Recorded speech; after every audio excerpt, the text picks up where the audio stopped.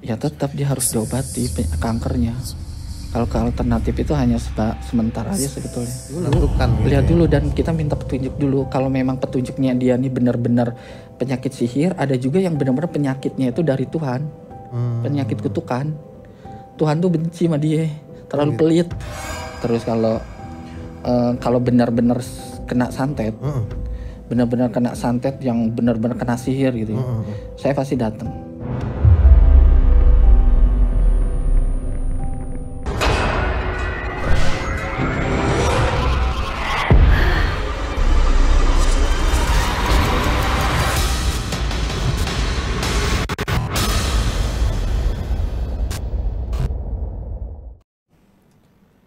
Assalamualaikum warahmatullahi wabarakatuh. Selamat malam Sobat Kumis. Gimana kabarnya malam Jumat ini? Semoga dalam keadaan yang sehat walafiat ya, amin. Balik lagi bersama saya Oik di podcast Kumis, Kupas Mistis, acara yang bahas tentang hal-hal mistis di sekitar kita. Tema kita malam hari ini tentang pengobatan alternatif, yaitu pengobatan alternatif upaya penyembuhan segala penyakit. Buat sobat-sobat Kumis di rumah yang ingin tahu tentang sekitar pengobatan alternatif, trik-triknya ataupun gimana cara ngindarin yang nggak benernya gitu ya, bisa simak podcast ini. Dan saat ini telah hadir studio kita, tamu kita yang istimewa, beliau seorang pakar spiritual. Mari kita sambut Kang Dadan. Halo. Kang Dadan, Assalamualaikum. Waalaikumsalam. Selamat malam. Gimana kabarnya Kang? Baik. Awal terakhir ke Kumis ini awal 2025 ya? Iya, lama. Kalau nggak salah tuh bahasannya tips and trick Iya. cepet kaya di 2025 gitu ya. Iya. Terus gimana tuh Kang? Ada nggak? Iya, dari awal yang saya bilang bahwa 2025 itu berat. Berat ya. Kalau untuk saat ini ada nggak nih kisi-kisi lagi gitu buat ngejalanin tahun 2025 buat Sobat Kumis nih? Saya narik menapas kalau 2025. Masih begitu ya? Yang terpenting banyak-banyak hemat. Kalau memang masih bekerja di tempat yang nyaman, ya pertahankan dulu untuk bisa melewati di 2025 ini. Berarti kita agak pelan-pelan aja di 2025 sabar. ya. Sabar ya. Sabar dulu di 2025 ini. Tapi Kang Dadan nih sekarang lagi sibuk apa nih kalau boleh tahu nih? Sebetulnya lebih banyak kayak keluar kota sama keluar negeri sih sebetulnya. Nah itu ngapain tuh Kang kalau boleh tahu? Kalau di Jepang ngobatin orang kena guna-guna. Sampai Jepang? Jepang ada. Orang yang diobatin? Amerika ada. Amerika juga. Dan yang diobatin itu notabene orang Indonesia juga atau gimana? Orang Indonesia dan dia nikah sama orang sana. Terus kalau boleh diceritain sedikit, emang konfliknya seperti apa sampai dia kena guna-guna gitu? Dia merasa bahwa sudah berobat di medis yang di luar negeri, kan kita sudah tahu bahwa medis di luar negeri itu kan lebih profesional ya. Namun dia mempercayai bahwa ada something gitu kan, gitu sih. Tapi akhirnya Kang Dadan kesono yang ditemukan apa gitu? Biasanya kan kalau santet ataupun guna-guna itu kan lebih menyerang psikologinya kan, untuk down gitu loh. Jadi kita pendekatan secara mentalnya, secara psikologinya kita kuatkan, karena kan memang seperti itu supaya dia kuat, supaya dia semangat kembali. Karena kalau kita merasa bahwa kita sakit, ada apa yang kita rasakan sakit yang tidak wajar ya, sebisa mungkin lakukan aktivitas seperti biasa. Jadi seolah-olah tidak terasa gitu. Maka akan imunnya akan lebih baik. Kita perluas sedikit nih Kang, ngomong-ngomong soal luar negeri, katanya kan santet atau apapun itu yang berbentuk kiriman kalau sudah nyebrang laut katanya nggak bisa. Enggak juga ya, kalau kitanya datang ke sana juga kan nginjek tanah juga sama. Oke. Gitu. Oke Kang. Nah sesuai judul kita nih seputar pengobatan alternatif.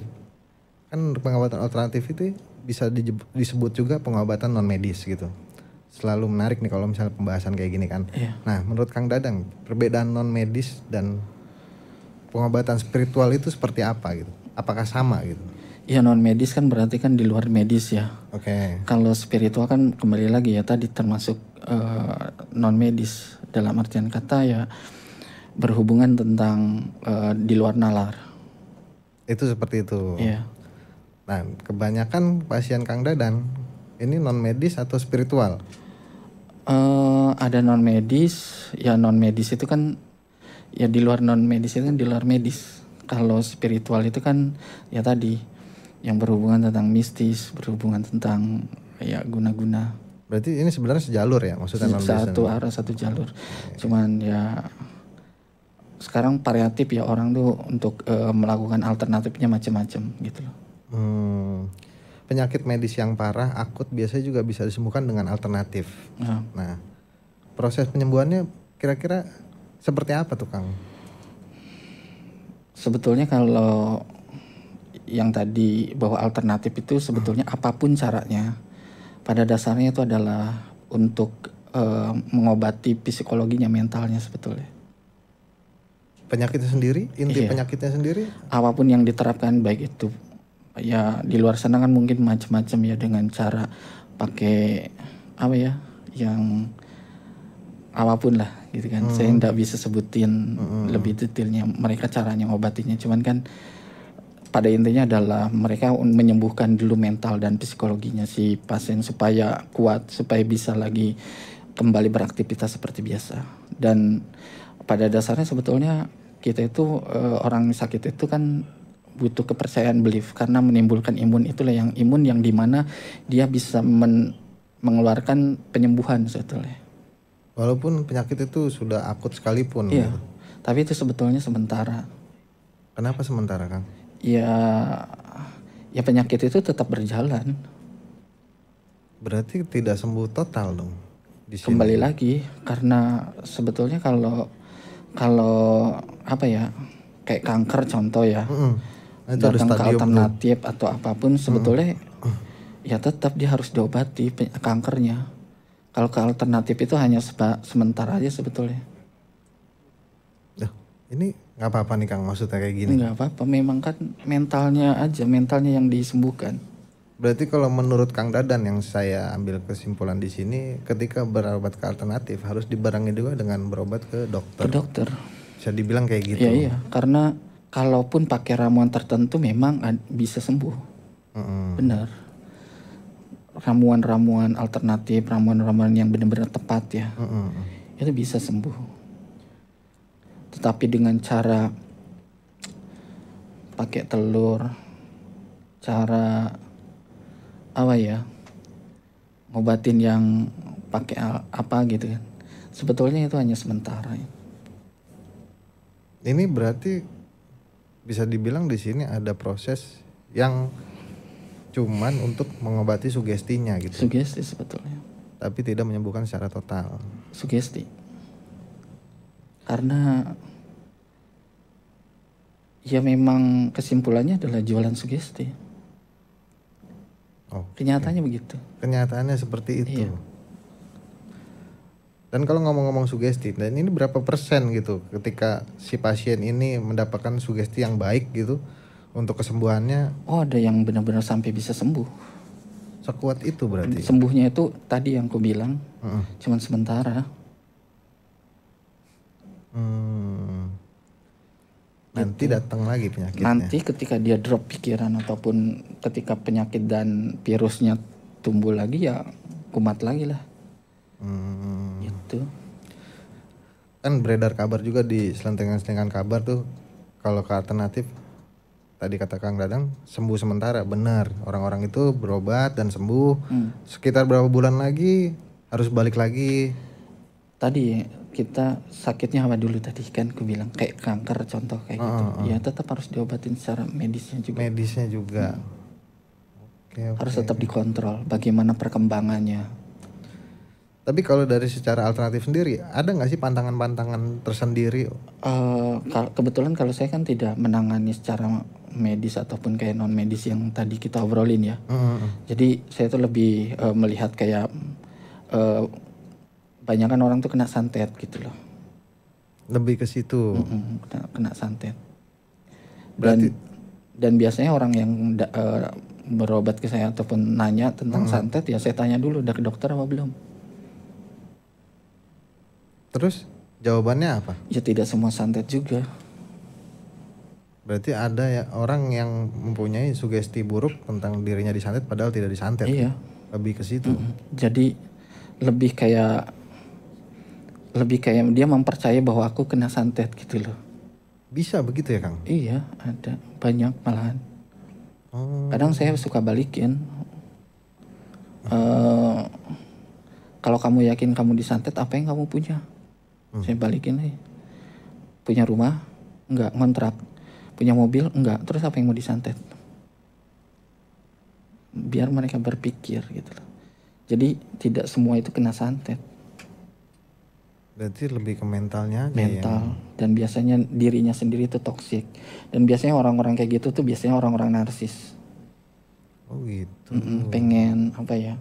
Pengen perhatian orang-orang di sekitar, keluarga dan lingkungannya biasanya. Gitu. Oke Kang, kita let's say ngomongin tentang orang yang beneran kena santet gitu. Iya. Ketika datang ke Kang Dadang gitu, itu ada maharnya nggak sih? Kalau boleh tahu ya. Kalau yang maharnya sih sebetulnya kayak ngobrol gitu, konsultasi nggak ada sih, saya nggak pernah. Orang mau nanya apapun bebas buat ke saya, bebas saya. Terus kalau benar-benar kena santet, benar-benar kena santet yang benar-benar kena sihir gitu, saya pasti datang ke rumahnya. ke rumahnya, dan dia nggak perlu ngapain datang ke rumah saya. Saya takut keluarga saya yang kena. Karena ada Bahaya, permainan kayak gitu tuh bahaya. Santet itu kan benar-benar ada yang sihir pure, benar-benar santet sihir ada benar. Tapi ada juga yang santet santet itu kan sebetulnya ada beberapa, kalau saya menyimpulkan ada dua lah. Oke, menurut Kang Dadang nih ya. Sihir beneran santet gitu. Dalam artian sihir itu kan yang benar-benar sihir. Ada juga yang santet intelijen. Yang sihir ini kita udah tahu lah ya, maksudnya ini santet yang memang bersekutu dengan jin gitu atau apapun itu. Bersekutu dengan satanis. Nah kalau yang intelijen ini seperti apa Kang? Biasanya ada ramuan tertentu biasanya. Apa Kang? Ramuan tertentu. Untuk kena target dulu. Berarti cara kerjanya dukun ini punya orang suruhan untuk? Ya, disebutnya combe. Combe? Orang suruhan. Kalau kita tuh disebutnya orang marketing. Orang yang mendekati target dulu. Biasanya tuh targetnya di rumah A. Ya dia bisa ngontrak, bisa setahun, bisa 2 tahun untuk mendekati target. Oh berarti prosesnya lama ya Kang? Lama. Makanya santet itu mahal. Tapi ada yang santet intelijen ada. Ada gitu. Ada. Dan makanya zaman dulu bilang harus pakai kelapa hijau gitu kan. Ya karena memang untuk menetralkan supaya tubuhnya terbersihkan dari racun-racun tertentu. Berarti karena di Indonesia itu memiliki ramuan ataupun tumbuh-tumbuhan yang benar-benar tidak bisa dideteksi oleh kedokteran. Bentuknya berarti racun ya? Ya, seperti itu. Tapi di zaman sekarang yang serba modern masih rame nggak sih Kang orang-orang ada aja namanya datang ke tempat ya, Kang Dadan gitu? Begitu pula dengan maraknya kasus berita pembunuhan ya itu salah satunya. Masih rame berarti. Indonesia itu ya begitu sumber daya manusianya. Dan kenapa harus ketika ini kita ngomongin pengobatan alternatif ataupun non medis harus berulang kali? Dan kuncinya harus yakin. Yang terpenting tuh pada intinya tuh harus selektif. Selektif seperti apa Kang? Selektif dulu kalau mau kita mau berobat alternatif tuh. Harus selektif, benar-benar kita harus selektif, harus cermat lah polanya. Contoh ya, kalau kena santet beneran ya, kalau kena santet beneran tuh biasanya kan berobat kemana-mana tuh nggak pernah sembuh katanya. Nah itu biasanya penyakitnya tuh ada di rumah. Buhulnya tuh ada di rumah dan ada sesuatu yang ditaruh di rumah. Kita harus keluarkan dulu itu. Setelah dikeluarkan, barulah pasang penangkal. Pasang penangkal itu macam-macam. Bisa kalau hemat ya, hemat nggak punya uang. Bikin aja dari plastik, air putih, kasih plastik, gantungin aja. Karena jin itu kan paling nggak suka dengan pantulan cahaya. Taruh di luar gitu. Taruh di luar. Terus taruhin garam, taburin garam lah di sekitar rumah gitu. Dan itu apa yang terjadi misalnya kita melakukan itu? Ya pada dasarnya kan kalau santet itu kan sebetulnya menyerang psikologi gitu loh. Menyerang pikiran kita supaya kacau sebetulnya, supaya berhalusinasi, kayak takut, gelisah, macam-macam. Kuncinya harus dibikin drop dulu otaknya. Oh gitu. Berarti santet tuh intinya kayak seperti intimidasi gitu ya. Dibuat ketakutan. Sebetulnya kayak COVID lah. Kayak COVID-19 persis. Jadi ada penyakit bawaan dulu, baru diserang pakai sugesti. COVID itu kan sugesti. Oh ya? Virus kan, virus sugesti. Nah virus inilah yang kita bilang virus pikiran. Nah ritual yang tadi teknik intelijen itu biasanya fisiknya dulu kenain. Kalau fisiknya udah lemah, baru ritual ataupun jejampe guna-guna kirim jin gitu loh. Kayak dibikin teror tertentu gitu loh. Dibikin teror tertentu di rumahnya, otomatis kan drop pikirannya. Udah sakit, ada teror-teror tertentu. Nah itu yang disebut tadi saya bilang. Ada yang murni pure benar-benar sihir, ada yang pure intelijen dan tadi santet intelijen. Ramuan tertentu. Kang Dadang selain menangani pengobatan alternatif, kan Kang Dadang juga bisa menangani pengobatan non medis tadi ya. Sakit yang bagaimana tuh Kang kebanyakan selain santet gitu? Ada contoh kasusnya nggak? Kalau untuk saat ini nggak ada ya. Lebih cenderung sekarang itu lebih banyak orang tuh kayak depresi gitu loh. Depresi gitu loh. Depresinya itu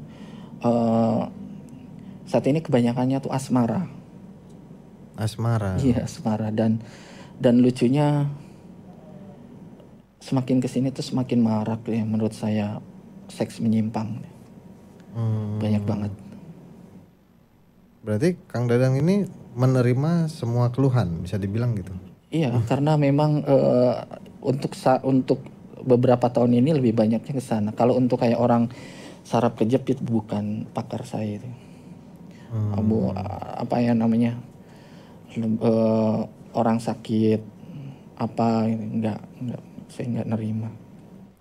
Terus kalau menarik nih, kalau misalnya boleh tahu yang maksudnya seks jenis ini datang ke Kang Dadang ngapain gitu? Dia lebih banyak ke curhat, lebih banyak ke tertekanan mental sih. Karena kan mereka lebih bucin dari seorang wanita biasanya.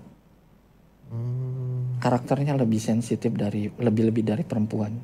Terus yang Kang Dadang lakuin cuman dengerin omongannya, ngasih saran seperti itu atau? Ya, kalau memang dia masih maksa, karena kan dunia mereka itu kan halusinasi, dunia fana gitu, dunia yang sebetulnya yang nggak ada arahnya gitu kan. Berarti Kang Dadang mengakui mereka tuh nggak bener gitu ya? Ya nggak bener, cuman kan kita mau maksain kayak gimana pun mereka nggak bisa.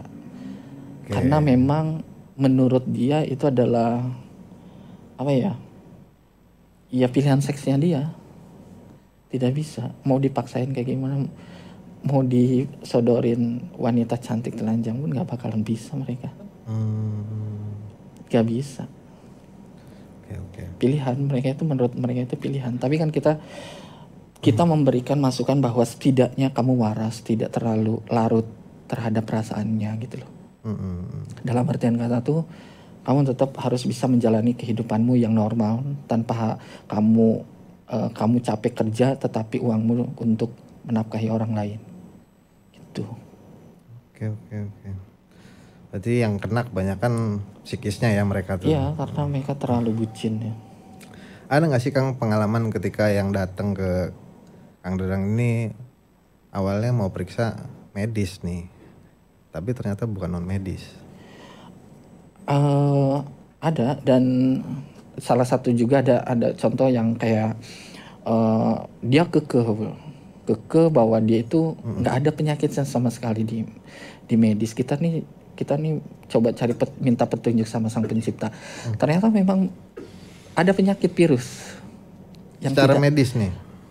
nggak bisa dideteksi menurut medis pun nggak bisa. Tapi memang benar-benar ada penyakit medis yang sifatnya itu yang tidak bisa dideteksi oleh medis gitu lah. Walaupun itu penyakit medis. Contohnya? Detailnya tuh apa ya? Yang kayak menurut dia tuh selalu lemes, atau yang menurut dia tuh kayak nggak ada gairah sama sekali. Ada yang seperti itu. Ada yang kena virus seperti itu. Terus ada juga yang tiba-tiba dia gila. Gila? Di umur 30. Dari kecil sampai umur 30 dia normal. Layaknya biasa aja. Biasa aja, benar-benar dia sekolah, punya pacar, sampai mau nikah gitu. Tiba-tiba di umur 30 dia mendadak gila. Itu kenapa, Kang?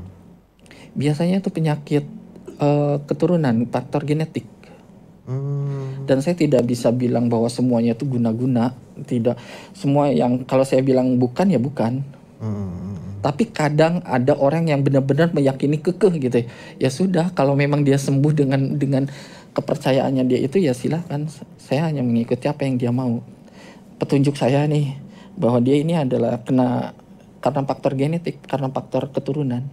Ada yang benar-benar bisa disamakan, mungkin ahli faktor kejiwaan, profesor kejiwaan.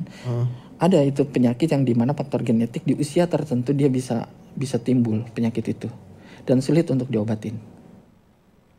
Berarti intinya ketika pasien tadi yang dalam tanda kutip gila itu nggak bisa diobatin, Mas? Ada, kalaupun ada yang benar-benar bisa meringankan, maksudnya hanya sekedar mungkin dicas sebulan sekali, ada yang langsung disuntik ke kepalanya. Ada itu. Gitu. Jadi tetap kita minta petunjuk dulu sama Sang Pencipta, ini benar-benar kena guna-guna apa enggak gitu. Gitu. Kan fenomena yang terjadi di masyarakat nih, masyarakat kita ini kadang berbondong-bondong ke pengobatan alternatif atau non medis ini kan.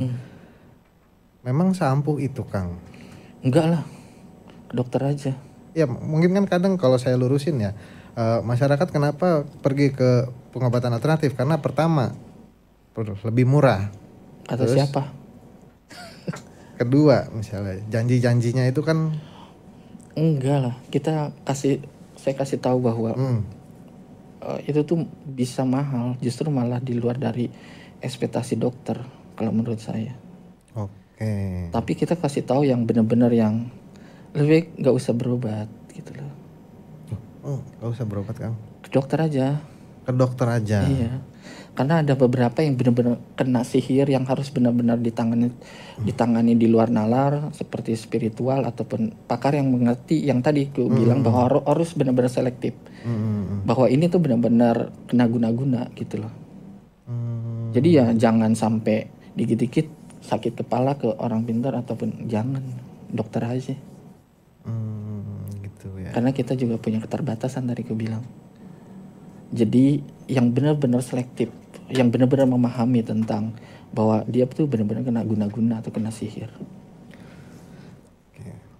Tapi kan rumornya sendiri pengobatan ini kan pakai ilmu sihir atau bantuan jin. Enggak juga, yang tadi aku bilang. Yang kalau yang kayak santet sihir benar-benar tidak semua orang itu paham. Karena resikonya keturunan kita sendiri bisa jadi tumbal, serius saya. Karena saya paham betul. Kalaupun ada yang bisa lebih memahami dari saya, duduk bareng kita bisa diskusi. Tapi menurut saya ada konsekuensi yang harus diterima juga. Dan tidak bisa mundur ketika perjanjian itu sudah dilakukan. Risikonya besar, keturunan. Jadi ada pasien nih yang datang ke dukun untuk menyantet seseorang, dan resikonya itu untuk yang minta nyantet kan, bukan yang disantet. Yang nyantet juga, dukunnya juga. Dukunnya juga.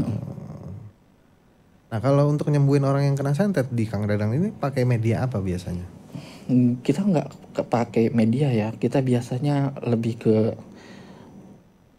karena jin itu kan gaib ya. Sebetulnya kita cukup ngobrol kayak gini kan kita sudah tahu gitu loh. Dalam artian kata kita mesti ngapain. Oh iya? Iya, jadi mesti apa yang mesti kita lakukan tuh kita paham dan apa ya, gak mesti melakukan sesuatu yang atraksi yang berlebihan.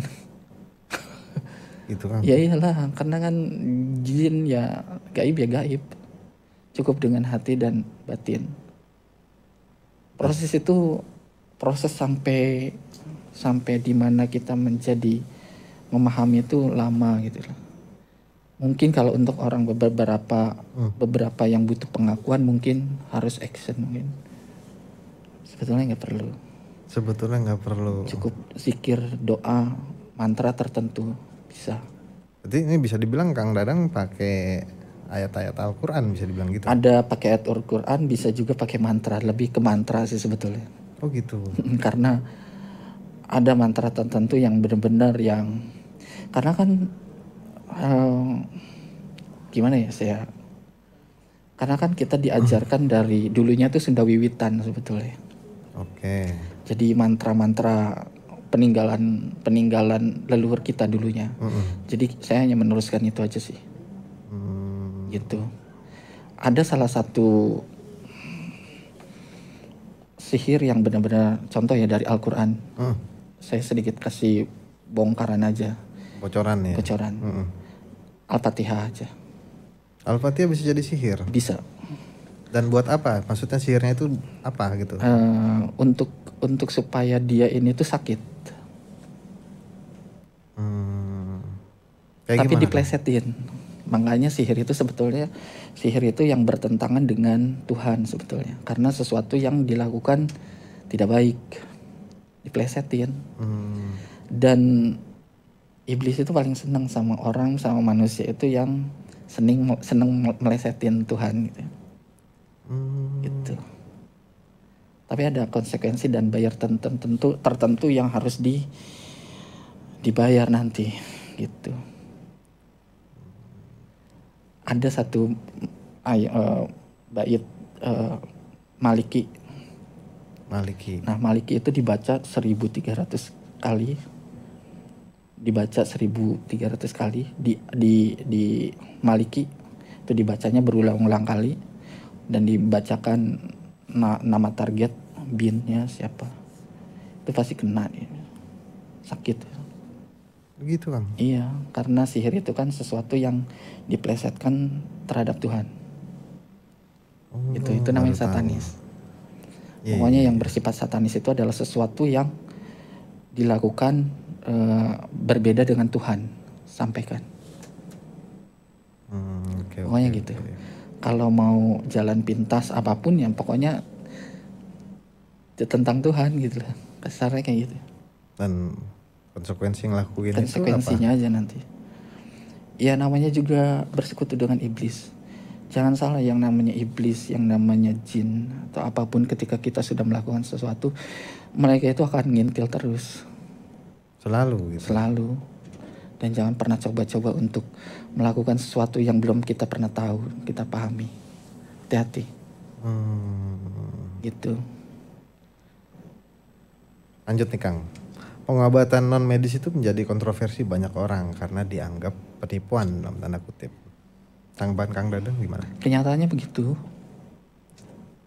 Gimana sih Kang? Maksudnya kenyataannya begitu apa gitu? Gimana ya? Yang tadi saya bilang lebih selektif. Selektif ketika untuk benar-benar yakin melakukan pengobatan alternatif. Kalau saya pribadi benar-benar saya tangani ketika dia itu benar-benar kena santet.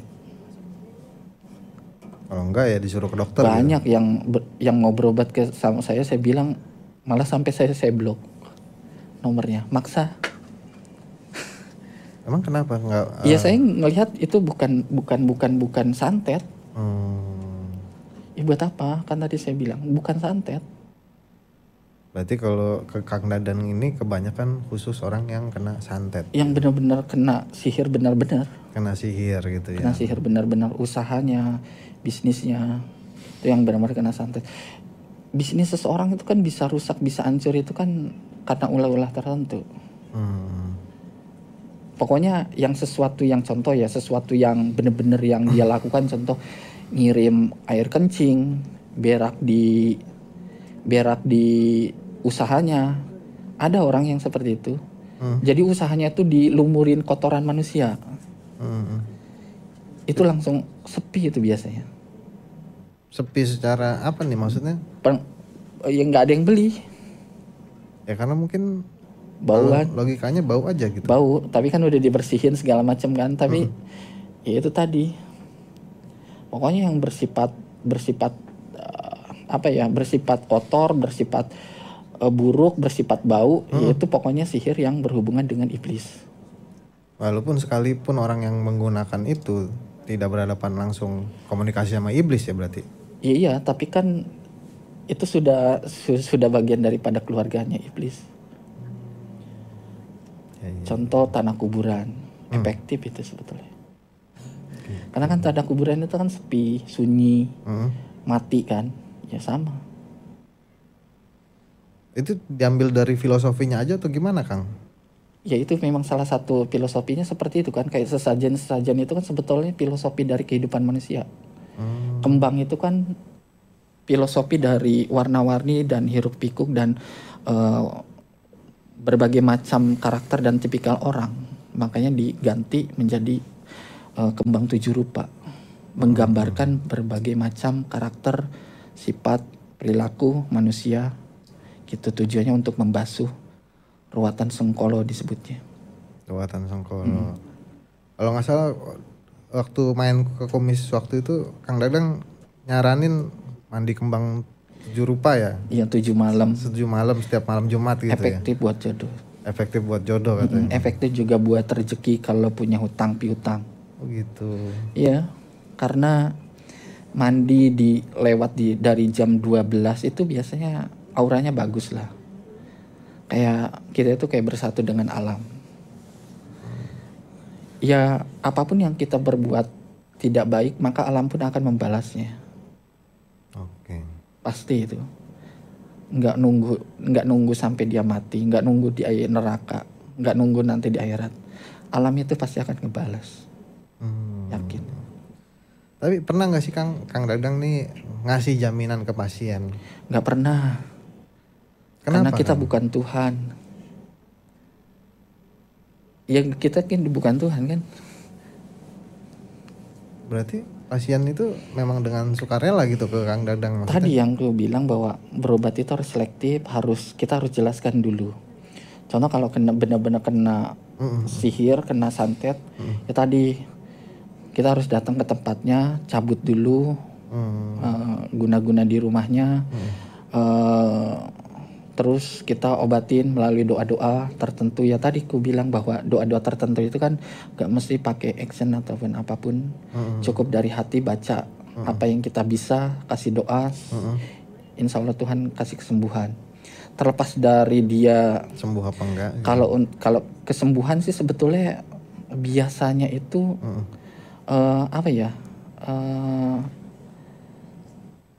makanya kan kalau di hadis, saya tidak bisa masuk ke dalam agama Muslim, cuman di kepercayaannya kami Muslim itu kan harus titirah gitu kan. Titirah itu adalah berpindah tempat dulu ketika kamu sakit. Nah itu yang dilakukan aja. Oh gitu. Pindah tempat dulu. Mungkin tujuannya mungkin secara psikologi adalah mencari suasana baru, mencari ya supaya otak dan pikirannya itu nggak stres.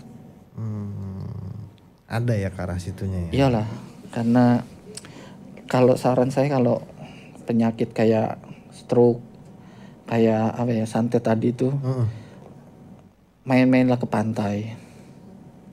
Kenapa Kang? Ya karena kan pasir pantai itu kan kalau terhadap kaki dan sistem motoriknya itu kan bagus. Bukan karena hal mistis, karena dia bisa menetralkan, enggak lah. Karena memang ada unsur di mana apalagi kalau pagi kan, kena matahari dan embun pagi menempel di pasir pantai, bagus banget. Gitu. Itu untuk daya motorik, untuk merangsang sih. Berarti di luar sana itu orang-orang pengobatan alternatif atau non medis ini bisa ngasih jaminan atau garansi, bisa dibilang nggak benar gitu.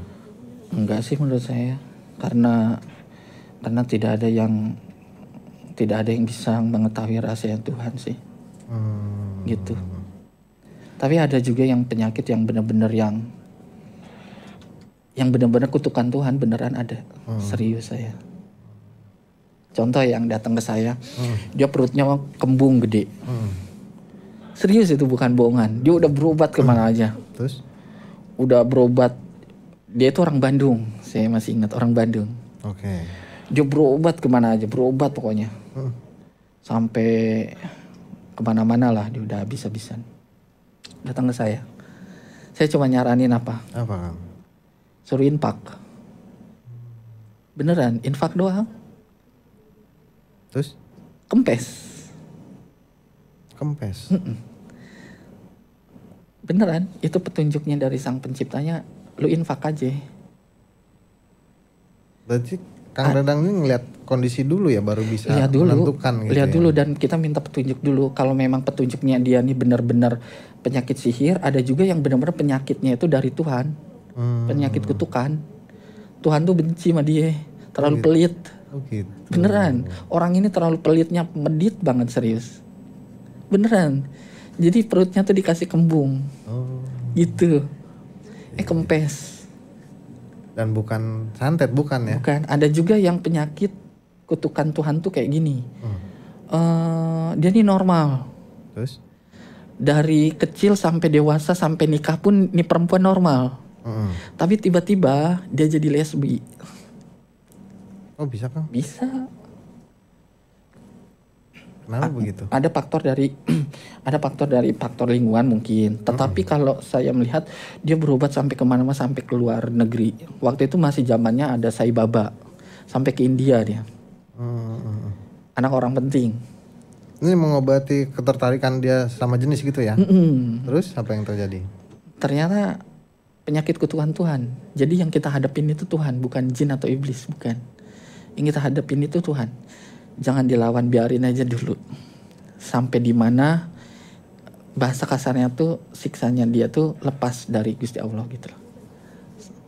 Terus kalau bisa ditarik ke belakang itu kira-kira gara-gara emaknya. Kenapa emaknya? Emaknya kadang kan pengacara ya, kadang kan ngebantu ataupun ngedukung orang yang salah. Mungkin kebetulan orang yang dizoliminnya itu doanya itu didengar sama malaikat langsung. Oh, bisa begitu ya? Bisa kayak gitu. Nah, kita dari tadi udah ngomongin Kang Dadang pakai ayat Al-Quran atau mantra-mantra. Boleh nggak ada pertanyaan kayak gini? Maksudnya dari segi agama menurut Kang Dadang pengobatan alternatif ini salah apa enggak? Kembali lagi sebetulnya kalau ngomongin dibenturkan dengan agama, sama kayak kita nyanyi gitu kan, tergantung dari sudut pandang masing-masing gitu loh. Oke. Kalau menurut saya ya, ada kalanya kalaupun memang babi itu menjadi salah satu obat untuk bisa menyembuhkan, kenapa enggak? Babi itu kan haram. Tetapi dengan tujuan tertentu dalam artian kata untuk menyembuhkan, niatnya untuk menyembuhkan, ya sah-sah saja, nggak masalah. Kan begitu, ikhtiar namanya. Kalau menurut saya dari sudut pandang masing-masing, Zat manunggaling kaulani Gusti, bagaimana hati kita, jiwa raga kita kepada Sang Pencipta, yang terpenting itu. Gitu, tidak ada satupun makhluk yang bisa mewakili Tuhan. Tapi dari semua obrolan kita berarti ketika orang terkena penyakit berarti ada sebab musababnya dulu ya. Dan kebanyakan itu ada peribahasa mulutmu harimaumu. Kayak gitu. Iya. Oke Kang, untuk terakhir boleh nggak sedikit pesan buat sobat komis di rumah tentang pengobatan alternatif ini? Mungkin Kang Dadang mau ngasih saran gitu. Apa?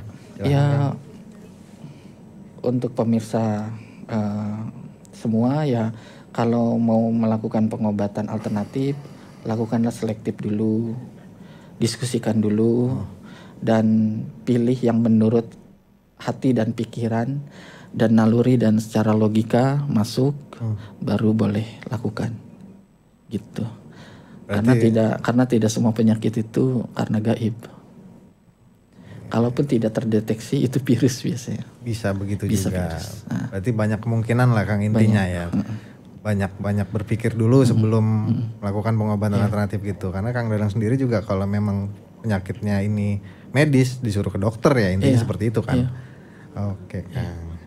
Baik demikianlah obrolan kita dengan Kang Dadang sebagai seorang konsultan spiritual. Semoga ada pelajaran yang bisa kita ambil dari obrolan ini. Sekali lagi Kang, makasih udah mampir ke Kumis. Kapan-kapan mampir lagi, Iya. bongkar-bongkar sedikit nih. Sehat terus ya Kang. Sama-sama. Dan terus update tentang Kumis, Kupas Mistis di YouTube dan Transvision atau Transvision Official karena selalu ada kisah-kisah mistis di setiap episodenya. Saya Oik undur diri. Assalamualaikum warahmatullahi wabarakatuh. Salam Kumis.